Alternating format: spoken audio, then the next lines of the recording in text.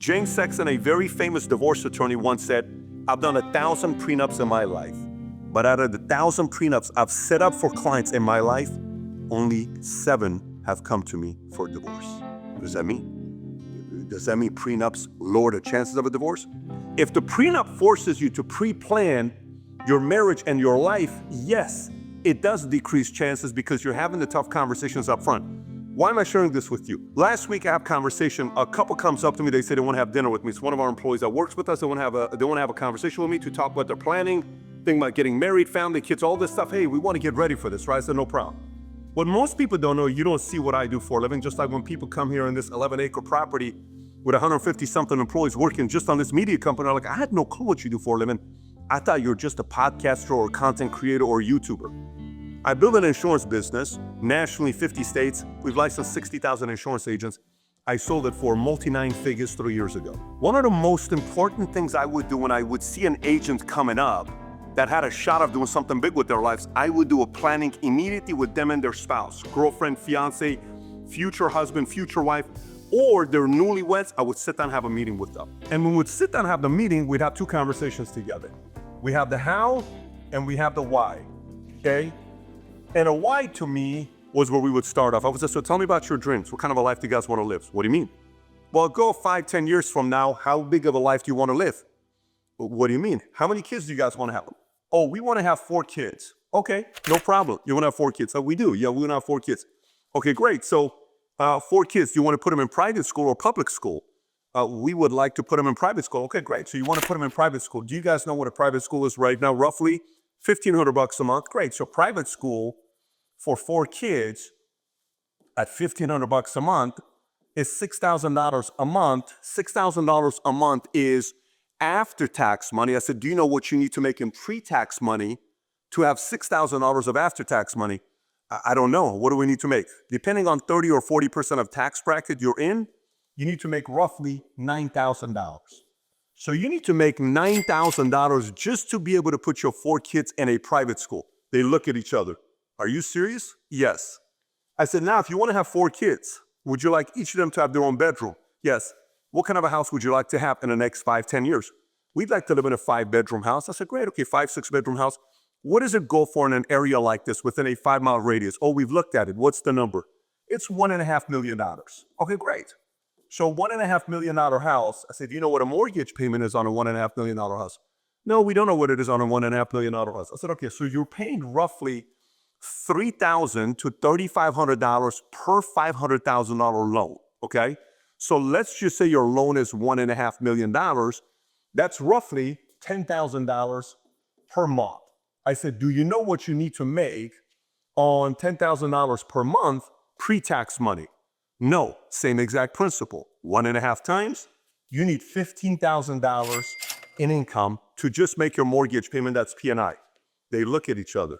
I said, so far, just to make your mortgage payment and your 4 kids to go to private, no one's ate, no clothes, no electricity, no car, no insurance, no savings, no fun, no entertainment, nothing. Just to have a house and to have 4 kids, to pay for private school, you need to make $24,000 a month, which is roughly $300,000 a year pre-tax money. They're looking at each other. I said, well, let's continue. Food. How much money do you think you need to spend per month for food for a family of 6? What do you think that is? I said, what do you spend right now? Well, we spend around $1,000 a month. What do you think it's going to be with kids? Let's say $2,000 a month. Guess what the math is? Again, pre-tax, after-tax, $2,000 after-tax, you need to make what? $3K. This is now what? $27,000 we need to make, right? Okay, stay with me here. Now let's go to utilities. Utilities, electricity, water, cable, Netflix, Hulu, YouTube, all the other stuff. How much money do you think you're going to be spending on electricity, AC, pool, everything? What do you think that's going to be? They're telling me, a couple $1,000. Let's go again, another $2,000. It's going to be more. I don't want to scare them, but let's just say $2,000 a month, what's going to be, right? Okay, $2,000, pre-tax is what? $3,000. We're now at $30,000 a month, right? Okay, great. Now let's talk about clothes. How much money you got to be spending? Oh my God, and so she likes nice clothes, and he also likes nice clothes. So they kind of smile at each other. I said, do you want to go to Ross? Do you want to go to Macy's that they're shutting down? Do you want to buy your clothes on Target, Walmart? Do you want to go to Gucci, Fendi? Oh my God, I don't know if we're looking at these numbers. You got 4 kids. How much money do you think you're going to spend per year? So the way to do clothes is nobody spends the same amount of money per month, but you put a tally per year and then you divide it.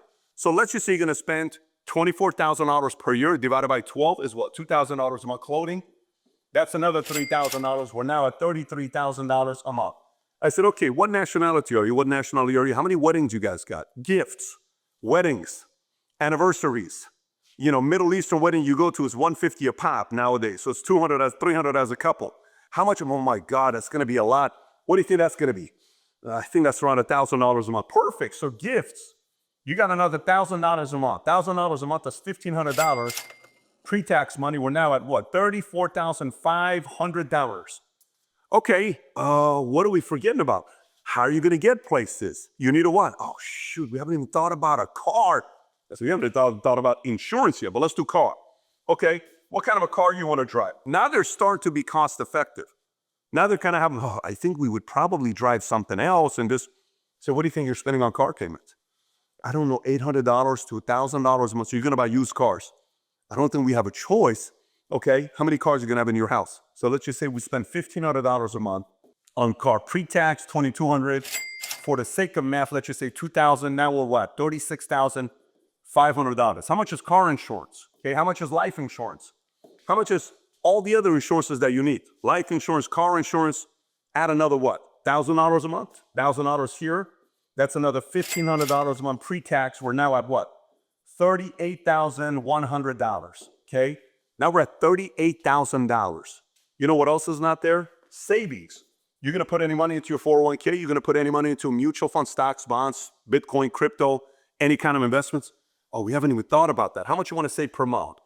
I don't know, $1,000 a month. If you save $1,000 a month after tax, you need $1,500 a month.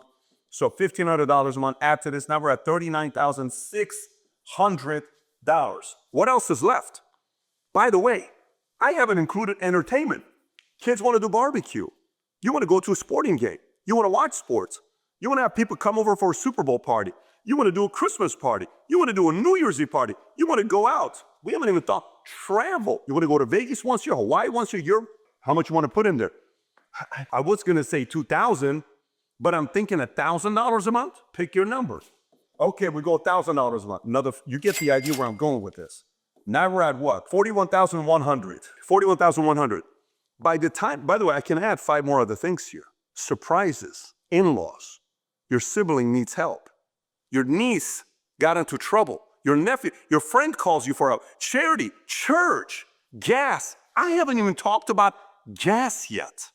So miscellaneous, add another $2,000 a month for miscellaneous, and you need to make $3,000 free for miscellaneous. So $3,000 here, we're now at $44,000 a month. You know what's $44,000 a month times 12? $44,000 a month times 12 is 480. 480 plus another 48,000. So you're looking at what? You're looking at $528 per year to make.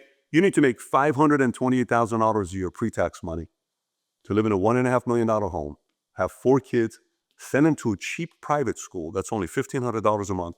Drive a regular car, go to Costco, have a little bit of fun, spend a little bit of money on insurance, save maybe $1,000 a month, miscellaneous couple here, that's $528. They look at each other. I'm like, so what are you guys thinking right now? Oh my God. Pat, how the hell do we do this? Exactly. How do we do this? I don't know how I'm going to do this. So you have one of 2 choices. What are the choices? Cut 2 kids. To only have 2 kids, right? Forget the $1.5 million home. Go to a $500,000 home. Okay? You know, weddings, guess what? We ain't going to all the weddings anymore because we can't afford to go to all the weddings. So that's going to be out. Hey, babe, half the invitations we're getting, cancel it. We can't afford to go to it. Car, we have to get a 5-10-year-old used car to be able to barely get to, but how do we do it? What's the point here? I started off the entire conversation telling you about what James Sexton does when it comes down to what? Divorce, prenup. 1,000, only 7 came back to get a divorce. I've probably done this exercise 10,000 times in the last 25 years. Literally, probably 10,000 times. Do you know how many times of every couple I did this with, how many times they went like this? Oh my God. Oh my God. And I would always ask, has anybody had this conversation with you? Nobody. Have your parents had this conversation with you? No. How about yours? No. A friend? No. An advisor? No. A teacher? A mentor? A pastor? A church leader? No. 99% of the time, nobody has this conversation. So let me get this straight. We fall in love because we love each other and we get married. We're so happy. And then boom, life hits. And then we want to get a divorce. Why? Because we did not have a conversation like this together. There was no needs analysis. This is the most basic. And by the way, do you know why parents don't have this conversation with their kids? Because nobody had it with them. Who had it with them? So imagine if you're watching this right now, like, oh my God, I wish I would have had this conversation with my kids. Who had it with you? Who talked to you? Who sat you down and said, what are you doing buying that jewelry? Do you know it was the first time I bought a Rolex? The first time I bought a Rolex, I was in France. I bought a presidential day date. When I bought it, I was worth probably $10 million when I bought a Rolex day date. You know, it was the first time. This exact Ferragamo shoe is my favorite Ferragamo shoe from 16 years ago, 17 years ago. This is my favorite time. This is an old Ferragamo shoe I'm buying for $550. I would go buy this on eBay. The first time I bought this Ferragamo shoe, I was making $300,000 a year. Guys are buying Ferragamo shoes making 50 grand a year. For what? You don't have that kind of money. What are you doing buying a Ferragamo shoe? Cars, people are, I drove a Ford Focus until I had $250,000 in the bank. Why the hell am I going to drive a nice car? For what? Who am I trying to impress? I got $250 in the bank. I don't need to drive a nice car. I got a $228 a month payment with Ford Focus, but nobody talks about this with us. So if you're watching this and it's a husband, I was like, oh my God, reality check. By the way, one quick thing, trust me, you're not going to do this when I tell you this. I give you my word, less than 5% of you guys are going to do this. Ready? Let me give you the challenge and tell you why most people are going to struggle with this. Since 21 years old, I've gone to 4 to 10 business conferences. Every year like clockwork, I invited my friends, I invited my family, I invited everybody, and everybody would say, next year, I got my girlfriend's anniversary, I got my husband, I got my wife, I got my birthday, I got my this. It didn't matter what it fell on. Since 21 years old, I went to 4 to 10 business conferences every year. You know why? Because I wanted to have this thing elevate. And last year at the Vol Conference, 1,500 couples were in the room. When we're at the event, there's nearly 6,000 people at the room. 1,500 were husband and wives. Most of the time we're talking, there's case study. I'm standing there talking. I cannot tell you how many people that came up to the mic were husband and wives asking questions about how to make business and family work at the same time because they do not have a place to go talk about something like this. So if you're watching this, you're saying, man, I need something like that. Get registered for the Vault. 3.5 days. I'll host this event once a year. Next one's going to be at Orlando, September 8th through the 11th. If you haven't yet registered, go to thevaultconference.com. Get yourself and your spouse a ticket. Get registered. Come spend 3.5 days so your thinking goes to the next level and you're on other couples. By the way, trust me, you're not going to do it. Less than 5%. That's even a big number. Less than 1% of you guys are going to do it. You're going to say, but let me see what he's going to say next to me. You need to be around other people so they give you positive peer pressure. That's half the challenge of people that get you to pay attention to this kind of stuff because the people around you are not giving you the positive peer pressure. Let me get away from that. The link will be below for the less than 1% that want to go do something about it. Let me continue. So now imagine you sit here and you plan with this. What does this allow you to do? Mix it up. Sit down and say, well, babe, I don't know. What about this? And what about that? And what about this? Eventually, each conversation that I have with the marriages, the husband and wives, when we talk about the why and the how, do you know what the conversation always ends with? The last person I look at is the spouse, says the wife. And I'll say, so, you know, a lot of this happening is on you. What do you mean? That's not fair. You're putting the pressure on me. Well, let me explain to you why that is on you. First of all, the husband. Guess what you have a responsibility of what? You got to get out there and work your ass off. I remember a guy, I won't say his name. This is a guy from 19 years ago. I'm running an office in Northridge, California, and he's with me selling insurance. Over a span of 3 months, he only makes $3,000. And I say, you got 2 kids at the house. Your wife's got a job doing this thing so you can make money here, and all you're doing all day is being on the computer watching what you're doing? I said, let me tell you, let me see your calendar. He takes out his calendar, shows him. I said, you got to quit today. You can't sell insurance anymore. He says, why not? I said, you're not working. Your wife is thinking this business doesn't work. I'm making a lot of money. You're sitting here lollygagging all day, and your wife thinks you're working. You ain't doing shit. Call your wife right now on speaker and tell her you're not working. I'm not going to do that. Well, I'm going to call her because she used to be my assistant. I call his wife on speaker. I said, hey, tell him, Bob. Go ahead. Tell her how you're working. What do you mean? Tell her how many appointments you ran this week. I said, because Mary, you need to hear from me. This thing works. Your husband doesn't work. Just today, I told him he can't sell insurance anymore. He's got to quit and get a job. Seriously, Pat? Yes. Tell her. You're going to go get a job. You can't come to the office again. He left. He was so upset with me. I said, you're not going to come in my office and tell your wife you're working full-time and not do your job. Your wife's got a job. She's doing her part. She's doing everything she can for you. You need to now go set the example. So now, I called him up. Let me set the story aside and come back to the wife. Let me tell you why half the time the challenge is the wife. You ready? You want to know why? Because of one word. And here's what that word is. The word starts with the letter G. What do you think that G word is? You want to know what that G word is? G, U, I, L. What's the last word? Letter. T. Guilt. So you're working your ass off to grow your business or the company. And the wife says, you haven't been spending a lot of time with the kids. You know, the kids are asking, where's daddy? Boom, scar. You know, we're not spending as much time again. Scar. You know, all you care about right now is the business. So let me get this straight. I'm busting my ass for you. Every day you're putting this guilt word on me. You're destroying me. Which one do you want? Do we want to live this dream life and have this become a reality?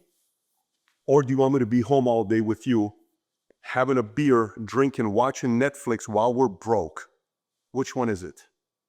Because the reality of it is, for a period of a man's life to get to a point that you have breathing room, this could be 10 to 20 years.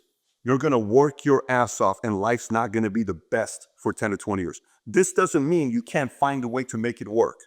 This doesn't mean you can't. Like for me, a couple things. Sunday, super sacred. I'm protecting my Sunday. But guess what I'm working? I'm working 6 days. I'm working 5 days. Trust me, this is not a popular message. And for those of you that are watching it by now, I lost you a long time ago if you don't believe in what I believe in. Trust me. But those of you that are still watching right now, you're working 4.5 days and you're trying to go to 4 days and you're trying to go to 3 days. This isn't for you. This is not for you. I'm talking to the people that want to go to another level. There's going to be a period that you have to do this, and there's going to be a period that you're going to have to work on this day.